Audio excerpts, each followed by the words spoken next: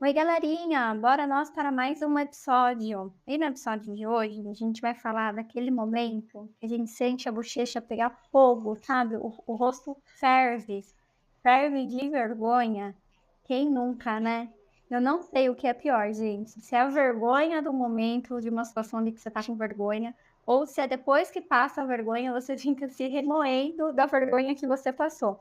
Eu acho que depois, pra mim, é até pior, porque eu remou muito, não sei se existe essa palavra, existe? Remou muito? Enfim, eu sofro muito depois com a vergonha. Dá um negócio no estômago, assim, dá um nó no estômago de lembrar uma vergonha que eu passei, que é uma situação horrorosa. Mas aí, refletindo, né, sobre a vergonha, é engraçado, porque a vergonha existe uma linha tênue entre ela te livrar de uma situação, porque assim, por conta da vergonha, você pensou duas vezes, quase a mesma coisa do medo e da coragem, sabe? E aí isso te evita você passar por uma situação horrorosa, ou então ela te impede de ser feliz. Porque imagina se você tivesse vergonha de falar a primeira vez com a pessoa que você é casado hoje. Provavelmente a vergonha te impediria, né? De ter um casamento feliz que você tem hoje, que eu posso que você é feliz, que bom. Mas eu só pude concluir uma coisa, que a vergonha e o senso, eles deveriam andar juntos, mas tem um problema muito grande, porque parece que ou a pessoa tem vergonha de tudo, ou uma pessoa sem vergonha nenhuma. Porque a falta de vergonha nenhuma, eu acho que ela acompanha a falta de noção também, né? Não sei, mas ao mesmo tempo ter vergonha parece que é alguma coisa meio inútil. Porque você tá com vergonha de quem? De que exatamente você tem vergonha? Claro que a gente tem vergonha de se colocar numa situação que as pessoas vão nos julgar. Eu acho que essa é a máxima da vergonha, né? Eu não sei se vergonha é bem a palavra certa para isso, mas eu penso muito, pensava, acho que agora eu perdi a vergonha. Pensava muito antes de gravar um vídeo para o Instagram, ou até mesmo postar alguma coisa, fazer o podcast, gente. Nossa, isso foi uma super superação para mim, porque expor meus pensamentos, que às vezes eu tenho vergonha de algumas coisas que eu penso, hein? Eu tenho certeza que eu seria muito mal julgada.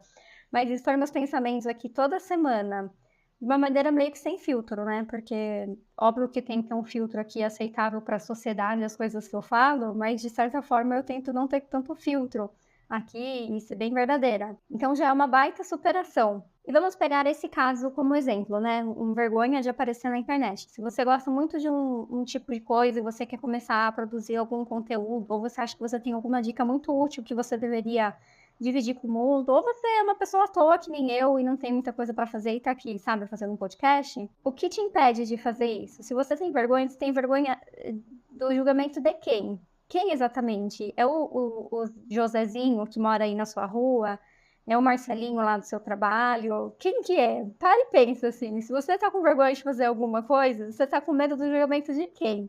Porque tem que ter um fundamento, tá? Tem que ter alguma pessoa aí que vem na sua mente quando você pensa em sentir vergonha de fazer alguma coisa.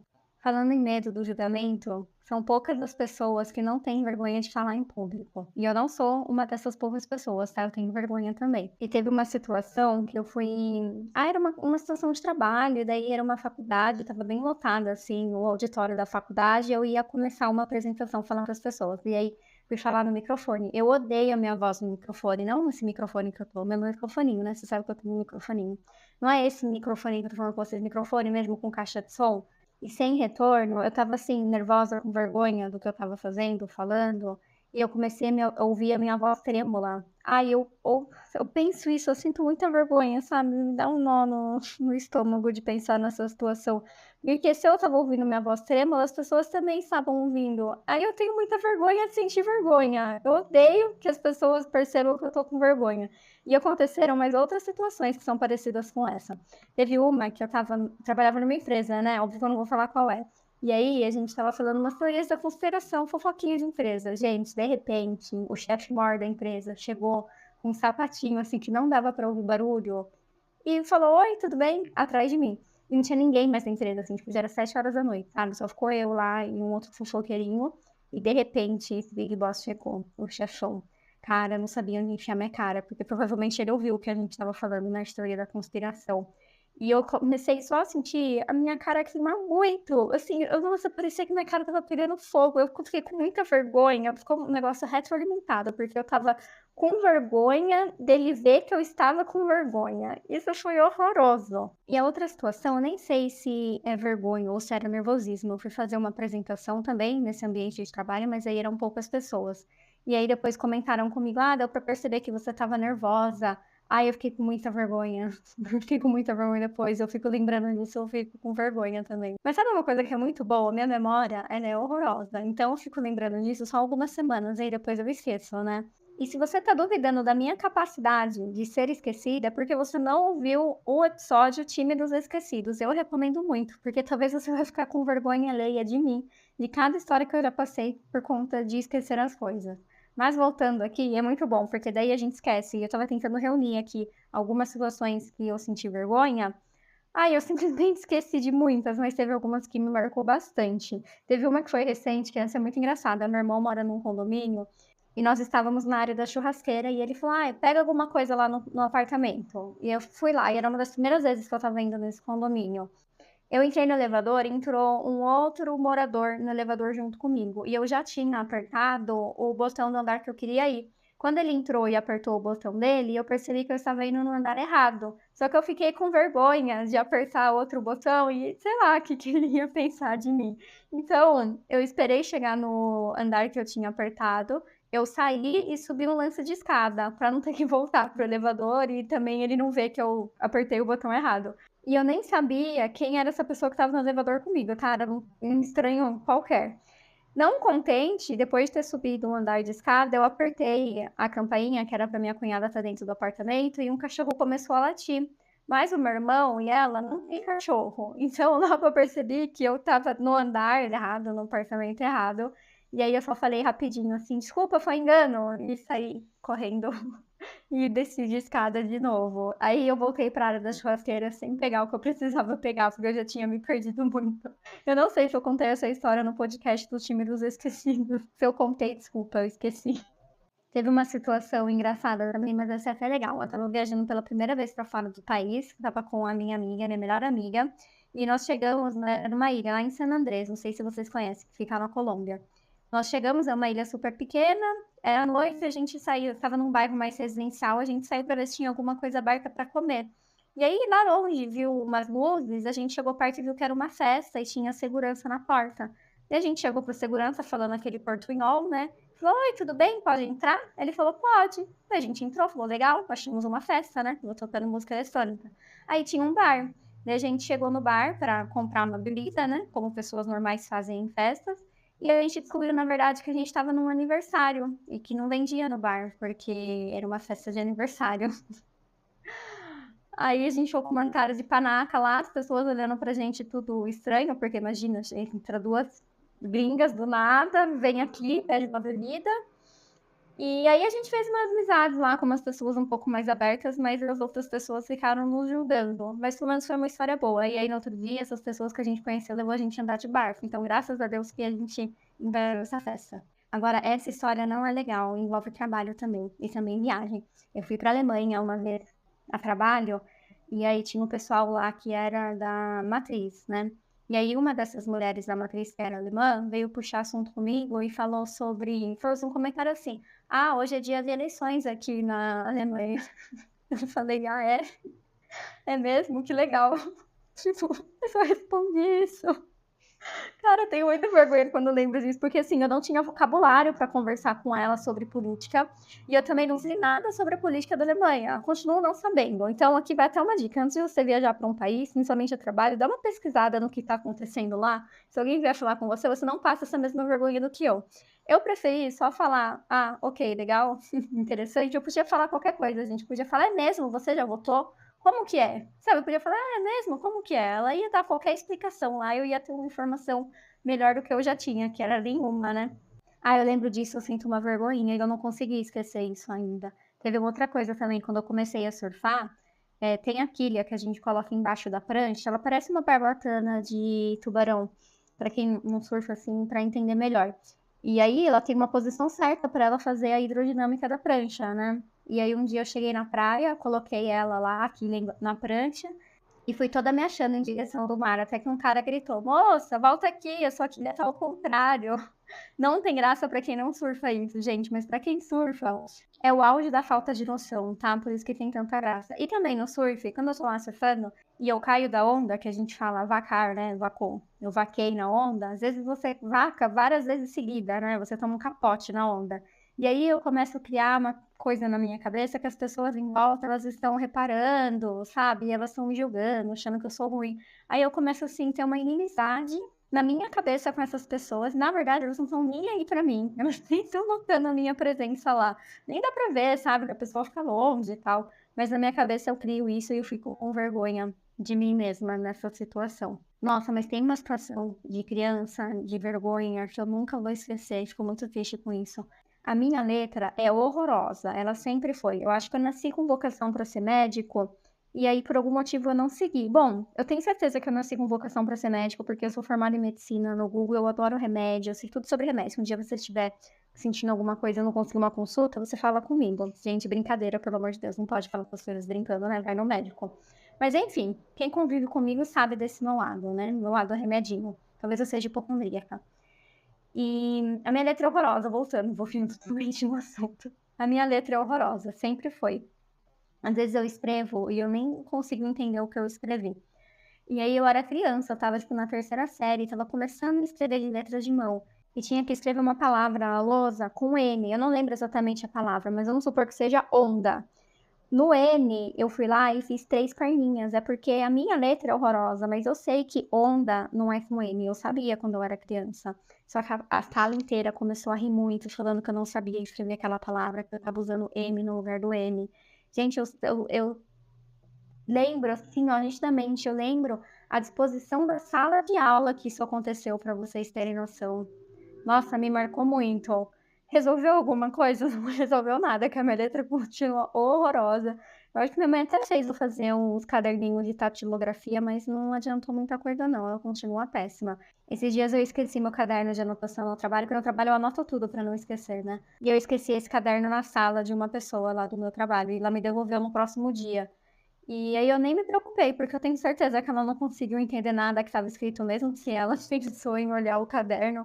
É que a minha letra é criptografada, gente. Só eu entendo, e tem hora que nem eu entendo. Sabe coisas que eu não tenho vergonha? De entrar numa loja e não comprar alguma coisa. Eu não tenho problema nenhum com isso. Tem gente que entra e se sente mal se não compra, né? E compra qualquer coisa assim só pra falar. Mas agora vamos falar de uma coisa que eu tenho certeza que você também sente: vergonha alheia. Gente, vergonha alheia é mais forte do que a nossa própria vergonha. Eu fico conformada. Como que a gente pode sentir uma sensação assim tão forte, sendo que ela não é com a gente? E pesquisando, eu descobri o porquê. Você sabia que nós temos neurônios espelho?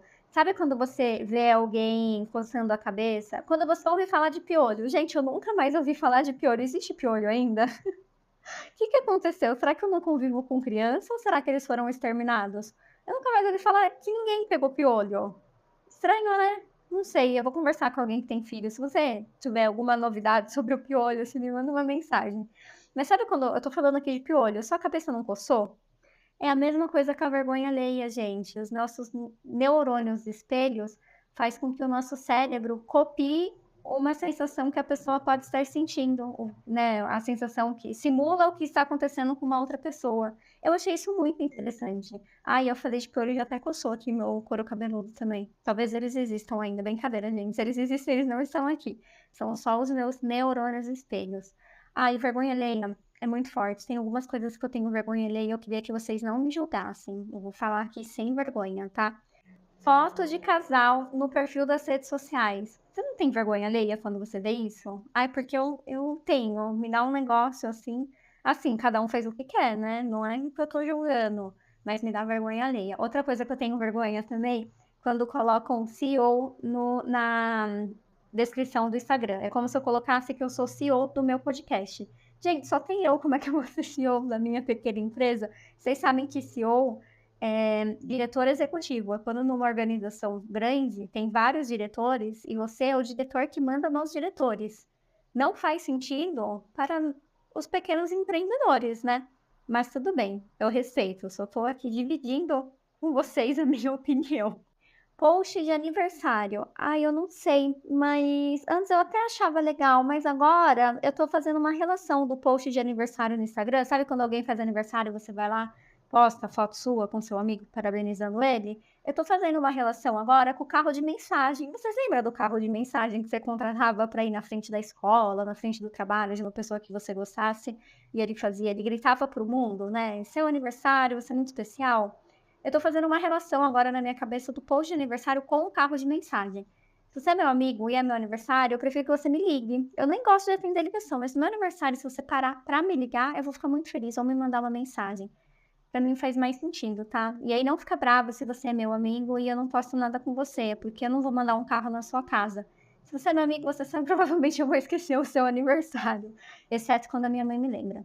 Ai, gente, outra coisa que eu tô vivendo vergonha alheia é que ser muito fã de alguém, sabe? Se muito fã de alguma banda, eu tenho vergonha alheia. A Deolane agora, por exemplo, a doutora Deolane está presa, pelo menos até o presente momento que eu estou gravando esse episódio. E tem gente na porta da cadeia com cartaz pra Deolane. Não faz sentido, ela pode ser uma pessoa muito legal. Cara, você vai ficar na porta da cadeia porque você é fã de alguém? Meu Deus do céu, eu só iria na porta da cadeia se fosse minha mãe. Tá vendo? Essa pessoa falta vergonha. Porque se ela tivesse um pouquinho de vergonha, né? Falar, nossa, eu vou lá, imagina o que, que meus amigos vão falar de mim. Ela teria ficado em casa, ela ia evitar isso, ó. E eu vi um vídeo do Caetano Veloso também, que ele tá passando e uma pessoa fala, Caetano, te amo. E aí ele só olha pra cara da pessoa, assim, com uma cara de deboche, olha pra baixo. Ai, coitada, fiquei com muita vergonha dessa pessoa também. Tadinha. Só para encerrar, outra coisa que eu tenho vergonha alheia é gente que fica postando em direta na internet, sabe? Nos status, assim, das redes sociais. Ai, pra quê, né? Nossa, isso me dá bastante vergonha. Eu não tenho um amigo pra falar, tipo, para que tá feio. Um amigo avisaria. E uma coisa que eu acho que nós não deveríamos ter vergonha nunca é de falar. Eu acho até bonito isso. Quando alguém fala um assunto, você fala, nossa, eu não tô por dentro desse assunto, eu acho que eu não posso opinar. Ou, poxa, não sei te dizer, preciso dar uma pesquisada sobre isso, porque eu não sei isso ainda. Não é chique, eu acho chique, eu acho elegante, sabe? Porque ninguém sabe tudo. Ninguém veio no mundo sabendo tudo. E eu tenho vergonha alheia quando aquela pessoa que tenta improvisar, sabe? Entra num assunto que ela não sabe. Claramente ela tá tentando improvisar pra parecer que ela sabe alguma coisa. Mas a mensagem que eu queria deixar no fim desse episódio é que você não deve deixar de fazer alguma coisa por vergonha, porque ninguém liga, tá? Juro que ninguém tá olhando. Lembra o Marcelinho, o Zezinho lá que a gente falou no começo do episódio? Ah, ele não tá nem aí pra você, sinto te dizer. Então é melhor você fazer o que você acha que tem que ser feito. Mas, se você não tiver o mínimo de vergonha, de decência, você também vai se colocar em situação que você não precisa viver. Então, sabe aquele amigo que fala a verdade pra você? Quando você tá na dúvida, pergunta pra ele, pede um conselho, sabe? Conselho pra mãe, a família ajuda nesse momento, melhor amigo, que ele vai te livrar dessas situações. Se você não tiver ninguém pra falar, pode falar comigo também. O Instagram é @nãoprometopodcast. Você também pode deixar uma mensagem na caixinha desse episódio aqui no Spotify. Se você não segue ainda o podcast, você pode seguir.